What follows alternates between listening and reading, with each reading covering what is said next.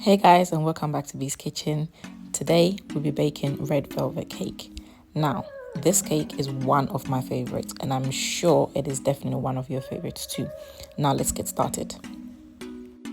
For your cake, you need the following ingredient. You need some eggs, buttermilk, self-raising flour, icing sugar, cocoa powder, vanilla essence or vanilla extract, caster sugar, salt, vinegar, unsalted butter, baking powder, baking soda, cream cheese, and red food coloring paste. I will link all the measurements in the description below.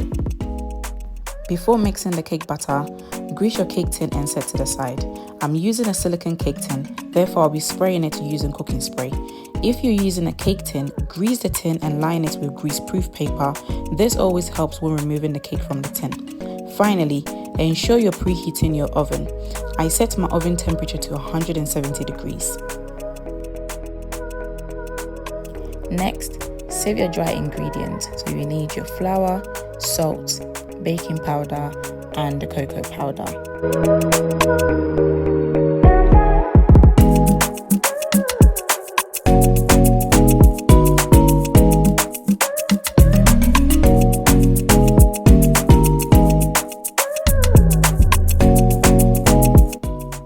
Using a whisk or a spoon, mix everything together, ensuring everything is well incorporated, and set it to the side.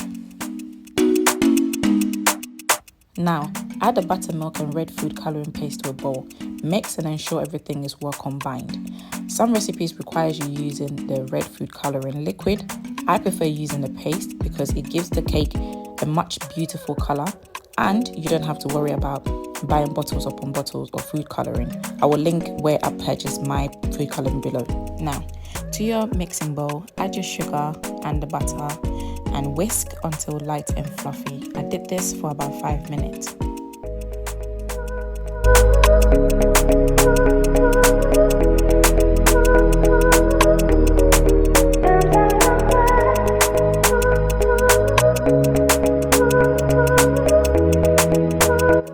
After 5 minutes of whisking, the butter and the sugar are nice and fluffy. Time to add the vanilla essence and the eggs.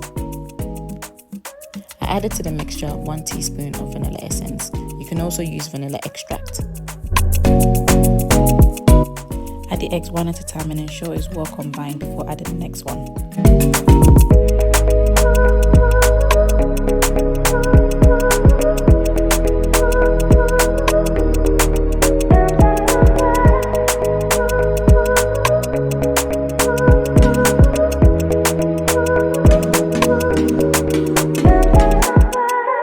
After mixing egg number 3, I scraped the sides of my bowl, added egg number 4 and continued whisking.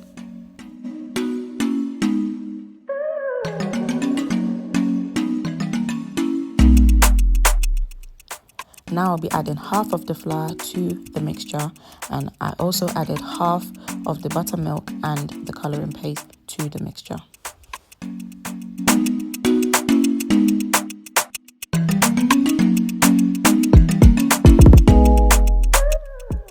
Now whisk and ensure everything is well incorporated. Now, if your mixture looks something like this, do not worry. Go ahead and add the remaining flour and the remaining buttermilk mixture. Mix everything together until everything is well incorporated.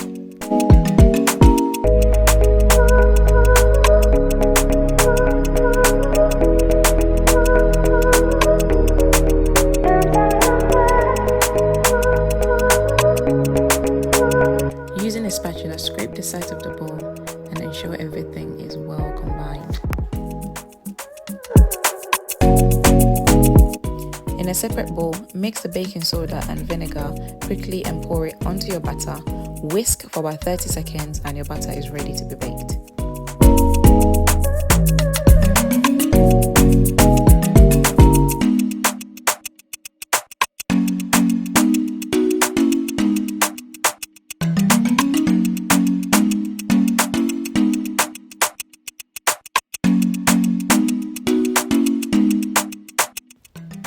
Just look at how beautiful and rich your batter looks.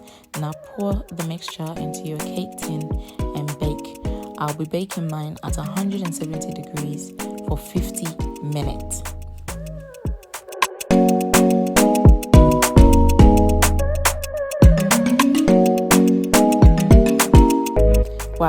After 50 minutes in the oven, time for the stick test. Insert a skewer or toothpick at the center of the cake. If the cake comes out wet, the cake is not cooked and it needs to go back in the oven. If the stick comes out dry, the cake is fully cooked. Allow the cake to cool down for about 20 minutes before removing it from the cake tin.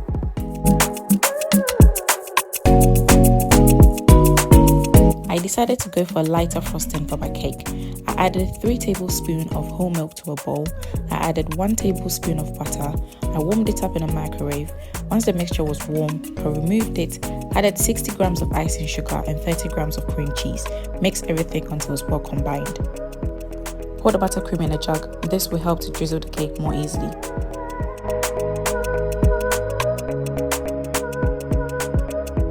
Once the cake has completely cooled down, I removed it from my cake tin and drizzled my buttercream frosting. Oh my god, just look at this. Just look at this goodness. Ooh.